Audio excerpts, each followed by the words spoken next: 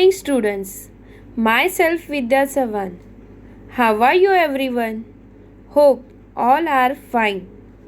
Today we are going to learn our grammar part, that is वाक्यांचे प्रकार, types of sentence.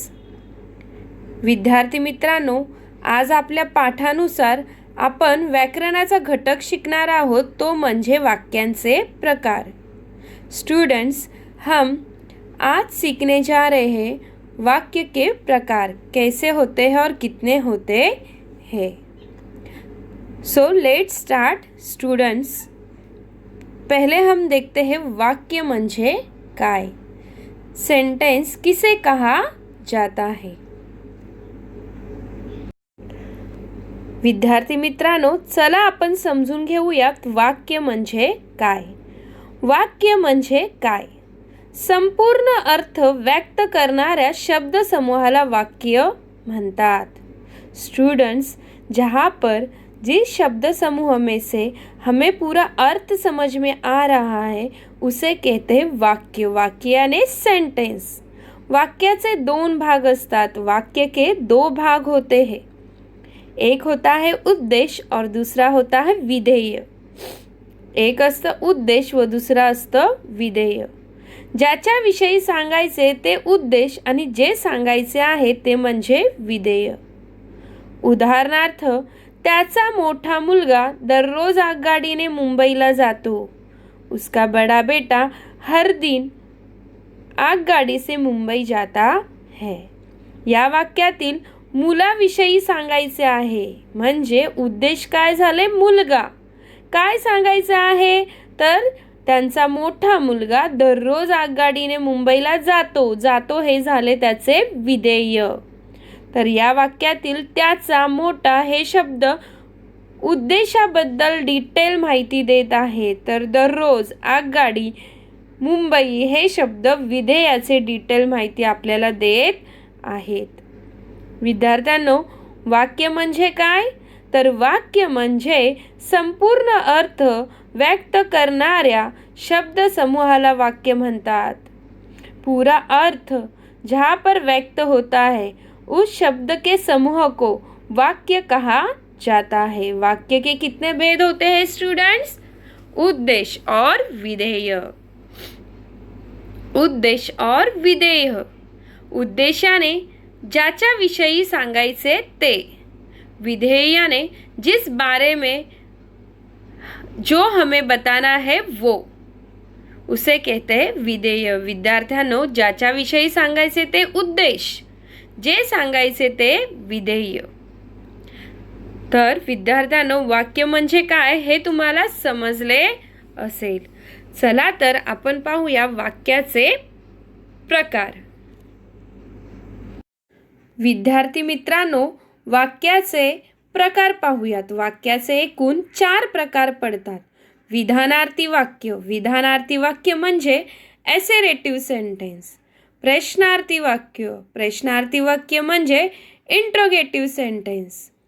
उद्गारवाचक वाक्य. उद्गारवाचक वाक्य म्हणजे exclamatory sentence. आज्ञार्थी वाक्य. आज्ञार्थी वाक्य म्हणजे इम्पेरेटिव्ह सेंटेन्स. तर विद्यार्थ्यांनो, अशा प्रकारे वाक्यांचे 4 प्रकार पड़तात.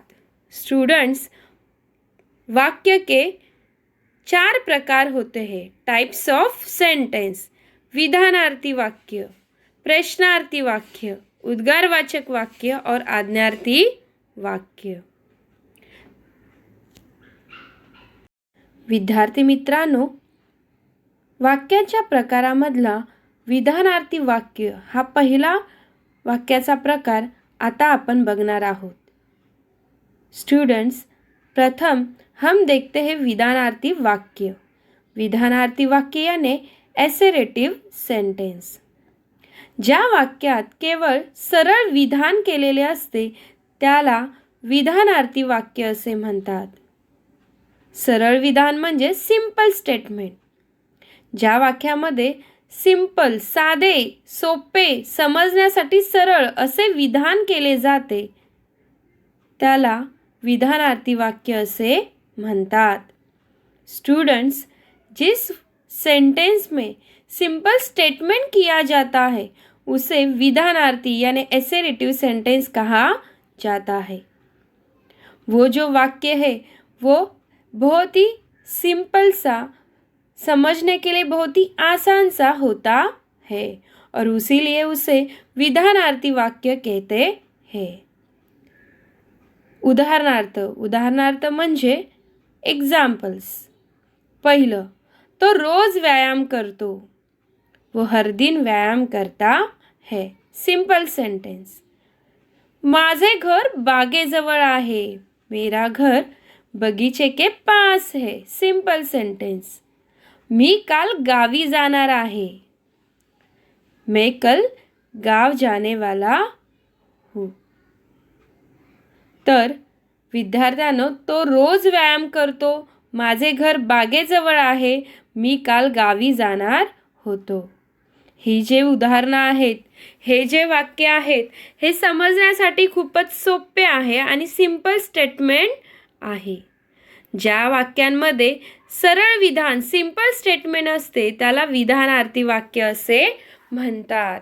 विद्यार्थी, इस वाक्यों में से सिंपल स्टेटमेंट हमें दिखाई देता है और ये जो स्टेटमेंट है, ये जो सेंटेंस है, वो बहुत ही सिंपल सा होता है, आसानी से हमें समझ में आता है और इसीलिए इसे कहते हैं विधानार्थी वाक्य। विद्यार्थ्यांनो, हे वाक्य अतिशय साधे, सोपे व समजण्यासाठी सरळ आहे, म्हणून हे विधानार्थी वाक्य आहेत। पुन्हा आपण याची व्याख्या पाहूया। ज्या वाक्यात एक सरळ विधान सिंपल स्टेटमेंट केलेले असते त्याला विधानार्थी वाक्य असे म्हणतात। विद्यार्थ्यांनो, ज्या वाक्यात एक सरळ विधान केलेले असते त्याला आपण काय म्हणतो? विधानार्थी वाक्य। आता आपण पाहणार आहोत दुसरा प्रकार। विद्यार्थ्यांनो, वाक्याचा दुसरा प्रकार आहे प्रश्नार्थी वाक्य। प्रश्नार्थी वाक्य म्हणजेच तुम्ही आधीच पाहिलं असेल, प्रश्नार्थी वाक्यामध्ये काय केले जातात? प्रश्न विचारले जातात। प्रश्नार्थी वाक्यामध्ये प्रश्न विचारला जातो। प्रश्नार्थी वाक्य म्हणजे इंट्रोगेटिव्ह सेंटेन्स। ज्या वाक्यात प्रश्न विचारलेला असतो त्या वाक्याला प्रश्नार्थी वाक्य असे म्हणतात। उदाहरणार्थ, तुझे नाव काय आहे? Question mark. आपण कुठे राहता? Question mark. तुला कोणते फळ आवडते? प्रश्नचिन्ह। म्हणजेच ज्या वाक्यामध्ये, ज्या स्टेटमेंटमध्ये प्रश्न विचारला जातो, काय, कोठे, कोणते, त्याला काय म्हटले जाते? प्रश्नार्थी वाक्य।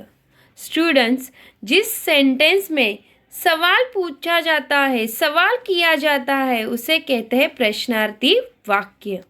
जैसे कि आपका नाम क्या है? तुझे नाव काय? आपण कुठे राहता? आप कहाँ रहते हो? तुला कोणते फळ आवडते? आपको कौन सा फल अच्छा लगता है? तर विद्यार्थ्यांनो, बघा, प्रत्येक वाक्याच्या शेवटी काय आहे? प्रश्नचिन्ह, क्वेश्चन मार्क। तर प्रत्येक वाक्यात प्रश्न विचारलेला आहे आणि वाक्याच्या शेवटी प्रश्नचिन्हाचं साइन आहे, प्रश्नचिन्ह आहे, क्वेश्चन मार्कचं साइन आहे, म्हणून या वाक्यांना प्रश्नार्थी वाक्य असे म्हणतात। स्टूडेंट्स, प्रश्नार्थी वाक्य यानी इंट्रोगेटिव सेंटेंस होता है। जिस वाक्य में प्रश्न पूछा जाता है उस वाक्य को हम प्रश्नार्थी वाक्य कहते हैं। आपण कुठे राहता? तुझे नाव काय?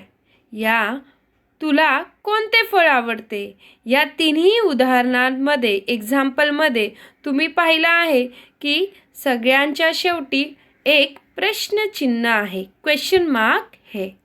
प्रश्नार्थी वाक्य में प्रश्न चिन्ह, क्वेश्चन मार्क होना बहुत ही ज़रूरी होता है। तर हे झालं तुमचं प्रश्नार्थी वाक्य म्हणजे इंट्रोगेटिव्ह सेंटेन्स. आता पाहूया वाक्याचा तिसरा प्रकार, तो म्हणजे उद्गारार्थी वाक्य. विद्यार्थ्यांनो, वाक्यामध्ये तिसरा प्रकार येतो तो म्हणजे उद्गारार्थी वाक्य. उद्गारार्थी वाक्य म्हणजे एक्सक्लेमेटरी सेंटेन्स. ज्या वाक्यात एखादी भावना दर्शवली असते या वाक्याला उद्गारार्थी वाक्य म्हणतात. स्टूडेंट्स, जिस सेंटेंस में हमारी कोई फीलिंग भावना व्यक्त होती है उस सेंटेंस को उद्गारार्थी वाक्य कहा जाता है. या वाक्याच्या शेवटी उद्गारवाचक चिन्ह एक्सक्लेमेटरी साइन असते. उदाहरणार्थ एक्झाम्पल्स. किती सोपी कविता आहे ही कविता किती सोपी आहे. बाप रे, केवढा मोठा साप हा.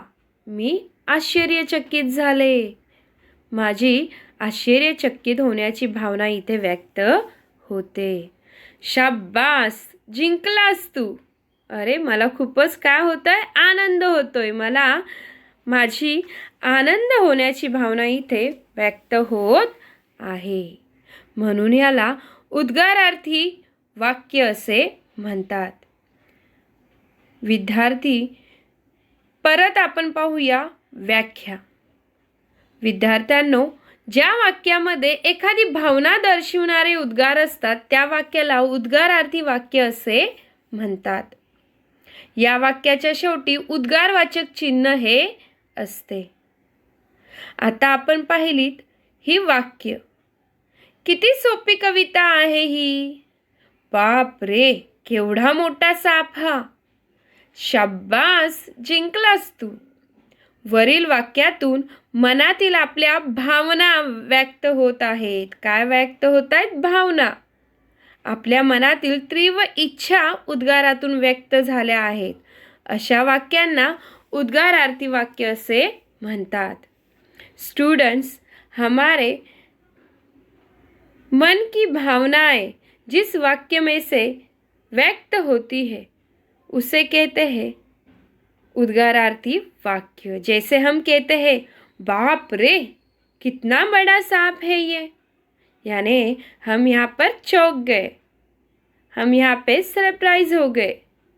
शाबाश, जिंकलास तू. शाबाश, तुम जीत गए.